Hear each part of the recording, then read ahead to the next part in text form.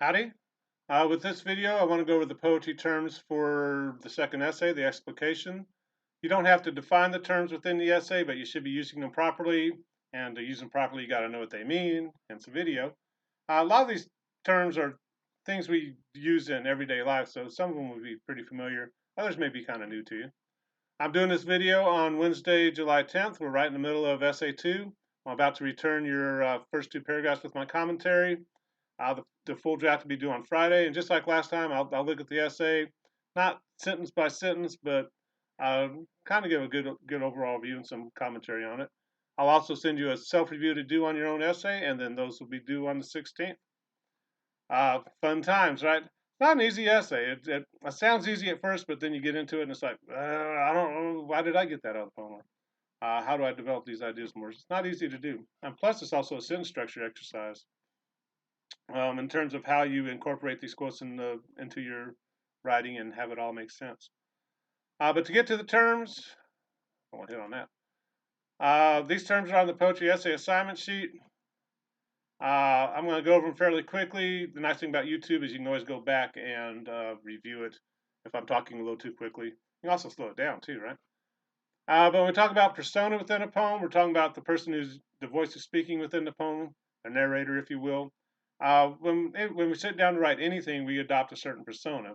If I'm writing to my dean, I write a certain way that's going to be a much different persona than when I write to you all, which is going to be a much different persona that I use when I write to my wife or my kids or something.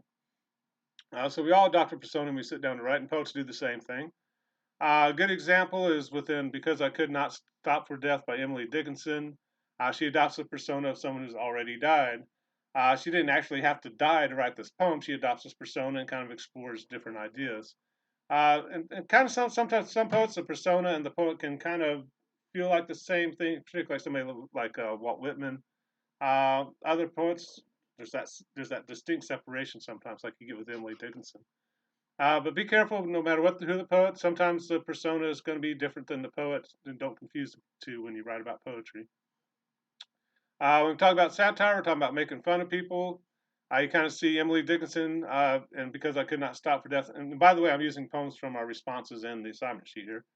Uh, and Because I Could Not Stop for Death, she kind of pokes fun at our attitude about death, how we kind of live our lives thinking we'll never die. Then, because I could not stop for death, he kindly stopped for me. You know, death's going to come and get all of us at some point. You can also see she kind of makes fun about our attitudes about what happens when we die. And what I always find interesting is how we dress people to put them into the ground. Generally, we don't dress them for the cold that they're about to experience there. But kind of that lighthearted satire, we kind of go like, maybe laugh at ourselves and kind of go, I've never thought about it like that. Other poets will be a little more harsh in their satire. In Wishes for Sons by Lucille Clifton, you saw how she pretty harsh on the men and our attitudes towards menstruation and what women go through, and how we can be kind of dismissive about it sometimes. So the satire there got pretty harsh and funny at the same time. When we talk about a theme within a poem, we're talking about what that poem really means, that dreaded question students always hate. A good example in A Woman with Black Balloons, obviously there are things about death and life, and whoever's doing an explication on it has to figure out how all that works out and how it relates to black balloons of all things. And but kind of, what's that poem really mean? And the Daffodils poem by Wordsworth, he's talking about how we can have these experiences, and they're always going to be a part of our inner world, and how we can reflect back on them when we're having bad times, and things get better. Um, if you talk about African American poets, themes of racism, oppression tend to come out. Um, when we talk about metaphors, we're comparing two unlike things without using like or as. In the Langston Hughes poem, life for me hasn't been any crystal stairs. A good example of a metaphor there. Religious poetry relies on metaphor.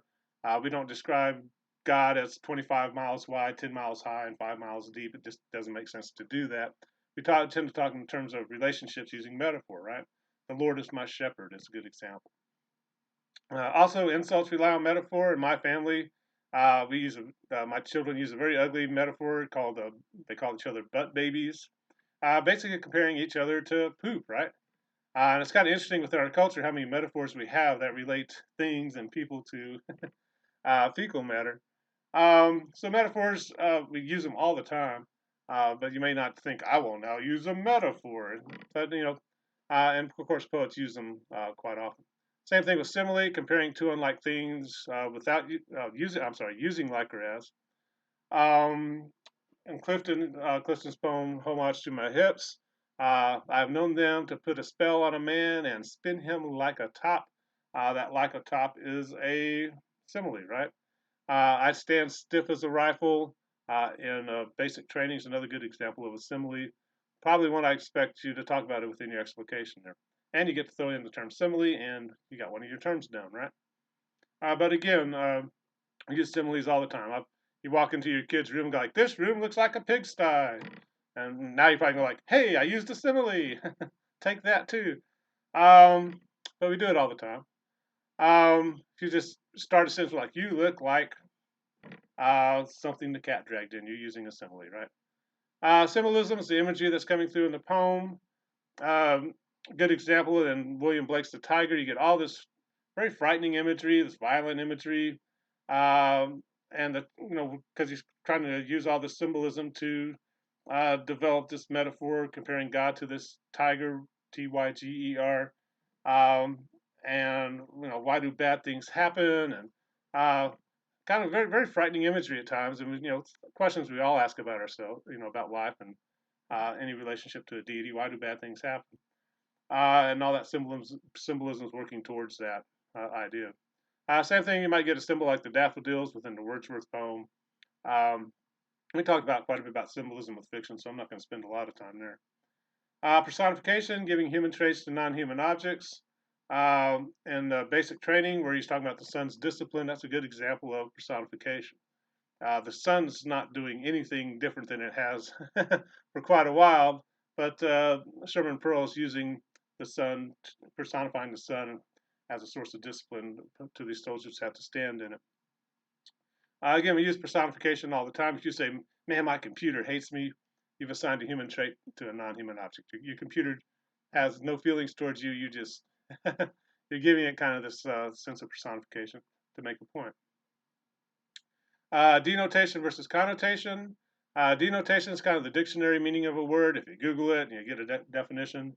The connotation is all the emotional meanings to a word. Like within black balloon, the woman with a woman with black balloons. What are all the connotations between the black balloons? Uh, the denotation is it's just a balloon colored black. But if you have a 40th or 50th birthday party and people bring black balloons, it has its connotations talking about death or your imminent death because you're getting older. Very interesting. And poets are going to argue that almost all words, they're going to work with the connotations much more than the denotations. In everyday life, when I go do dual enrollment, my students are involved in athletics. Is it a girls' basketball team? Is it a women's basketball team? A lot of these young women are taller and bigger than I am. They're not girls anymore, but are they full-grown women yet? Maybe not. What kind of word can we use so that we get the right connotations and everybody's feels good about what's going on? It'll be very interesting. Synesthesia, another form of figurative language, that's a deliberate confusion of the senses. In numerology, where she starts talking about on the assignment sheet, where she talks about, fill your mouth with 7, touch your tongue to 7. Deliberately confusing the senses. The poet knows you can't touch your mouth to a number, but she's using the synesthesia for a particular effect. Same thing, a poem like Amazing Grace, how sweet the sound. Sound doesn't have a taste, but we understand what the poet's saying. We do this all the time. If somebody farts like, "Oh man, it's a purple fog coming at me," they're deliberately confusing the senses to explain how toxic the the fart might have been. So again, all these terms, we're applying them to poetry, but we do this in everyday life as well. Um, Dramatic irony, when kind of the opposite happens of what you expect to happen.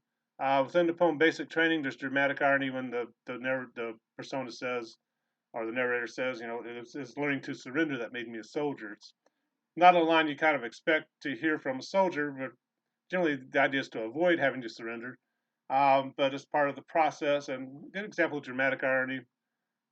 Same thing within the poem, verbal irony, that idea of no excuse, not even if it's the end of the world, there's no excuse.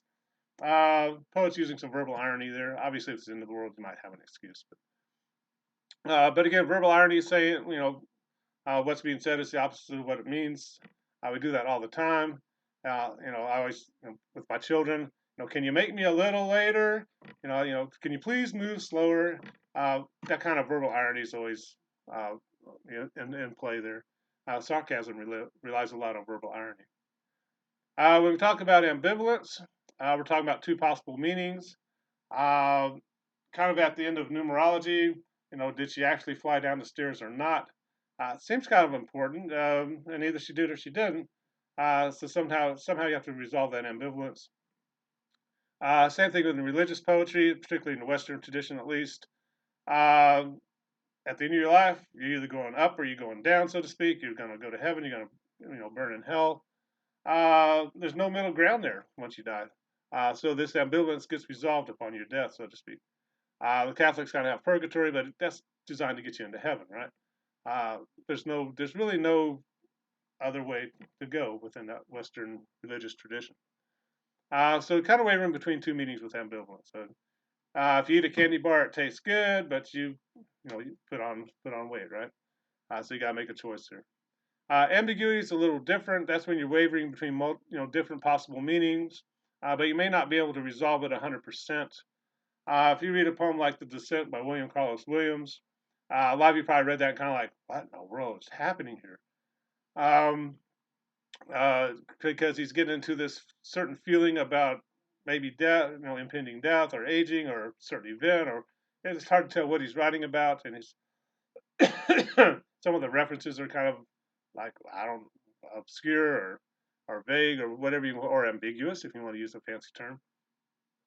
But with ambiguity, you're going in kind of knowing you have multiple possible meanings, and you can kind of resolve it, but it's not going to be 100% kind of deal. Some people love ambiguity, some people just absolutely hate it. A good example is you don't want a sporting event to end in ambiguity. If you're watching a football game, one team loses, one team wins. The contest is solved. There's no mystery there. But if the football game ends on a bad referee call or something, then you start getting ambiguity, and people start getting upset, right? You don't want games to end on an ambiguous note, not knowing who is really the victor. With rhyme scheme, foot and meter, I probably need to take those off. None of these poems have a rhyme scheme or foot and meter. All these poems are free verse, they're unmetered, unrhymed.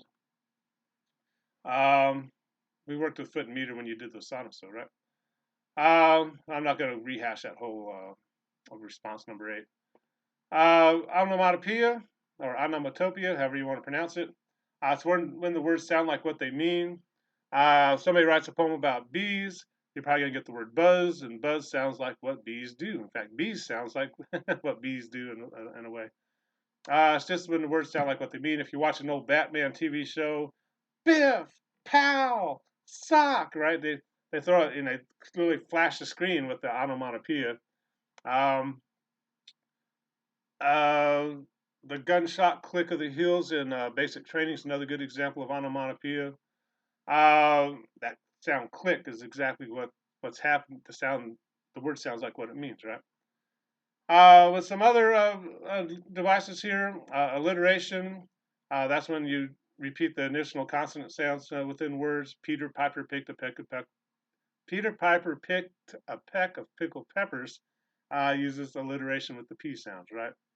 And alliteration might link a couple of words here. I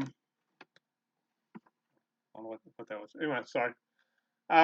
So when you're looking at a poem and a couple of words seem to get linked together, or the sounds start to repeat, you might be getting a little alliteration. Tiger, tiger, burning bright. Repeats the T sounds and the B sounds at the beginning of the words. Assonance is when you have repetitive consonant sounds. Again, the example I just gave, tiger, tiger, burning bright. repeating that hard I sound there. And you kind of see it within the poem. He starts saying out loud, "Tiger, tiger, burning bright." It's a short staccato kind of sounds. Has a particular effect. Consonants. The repetition of internal consonant sounds. Good example. I'll make this work. Is at the end of the descent. For what we have lost in the anticipation, a descent follows, endless and indestructible. Get that repetition of the S sounds. Also kind of adds to that ambiguity there. That's it kind of sounds like you're petering out there, so to speak. But sometimes that's hard to pick out. Sometimes it depends on the reader. For that S sounds, particularly read it out loud, so kind of a very interesting effect there at the end of that poem. And you might get just a couple of words linked together with a couple of sounds, and that's kind of interesting to get into a little bit. A little harder to pick out if you're kind of new to poetry or not a huge fan. Paradox. It's when you have a seemingly contradictory statement. Jesus talks quite a bit in paradox. The last shall be first, the first shall be last. The meek shall inherit the earth. These are seemingly contradictory statements that ultimately make sense when you finally figure out what's going on there. That's all of them. I'm going to get off here. I wanted to kind of try and make this as quick as possible. It's hard to just kind of do this information dump and make it interesting. But if you have questions about these terms, or if you're struggling to work a term or two into your essay, be sure and let me know. I'm happy to try and help or offer suggestions, like you might look for symbolism in the second stanza or something like that. Also, the term stanza, make sure you're clear on that. Let me get back. Stanza is a group of lines. So here in Damp Virginia Late Summer, that's a 5-line stanza here. Then the second stanza starts here. So for a poem like A Dog in the Night, that is just one long stanza. And as you do your explication, you're going to have to figure out where you're going to break up your writing as you discuss this poem that's just one long stanza. You can't really break it up by stanzas within this poem. You're just going to figure out where your paragraph breaks are going to fall and where are some natural breaks within the narrative of the poem. Same thing with Demolition Derby, if you're going to choose that one. It's just one long stanza. You're going to have to, as you're writing and you're trying to figure out your paragraph breaks, you're going to have to figure that out as you go along there. But that's it. If you have questions, be sure to let me know. We'll talk to you later. Bye-bye.